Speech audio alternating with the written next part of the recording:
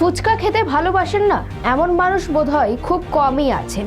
বছরের যে কোনো সময় টক জল দিয়ে ঝাল ঝাল ফুচকা খেতে রীতিমতো লাইন পড়ে যায়, কিন্তু এখন ফুচকা বিক্রি করে 40 লক্ষ টাকা আয়, এইরকমই এক নোটিশ ভাইরাল হয়েছে সোশ্যাল মিডিয়ায়। তবে কি সেই নোটিশ?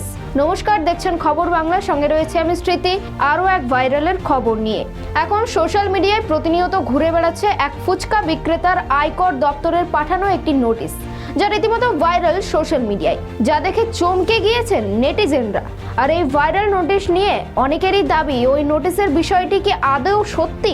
বিস্তারিত জানতে দেখুন পুরো প্রতিবেদনটি। সর্বভারতীয় সংবাদ মাধ্যমের দাবি, বার্ষিক 40 লক্ষ টাকা আয়ের জন্য কোনো ফুচকাওয়ালাকে নোটিশ ধরানো হয়নি। ভাইরাল নোটিশের কোনো সত্যতা নেই, তা ভুলভাবে সোশ্যাল মিডিয়ায় উপস্থাপিত করা হয়েছে। বিতর্কের সূত্রপাত হয় জগদীশ চতুর্বেদী নামে এক কমেডিয়ানের পোস্টকে কেন্দ্র করে। তিনি এক্স হ্যান্ডেলে একটি পোস্ট শেয়ার করেন, সেখানে লেখেন, ফুচকা বিক্রেতা বছরে 40 লক্ষ টাকা উপার্জন করেন এবং তিনি আয়কর দপ্তরের নোটিশ পেয়েছেন।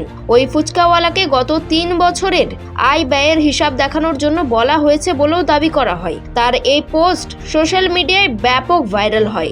নেটিজেনদের একাংশ আক্ষেপ করেছিলেন, কর্পোরেট বা সরকারি চাকরি করেও এই টাকা তারা উপার্জন করতে পারেন না। কিন্তু যে নোটিশকে কেন্দ্র করে এই সমস্ত হতাশ ছড়িয়ে পড়েছিল, তা কি আদৌ সত্যি?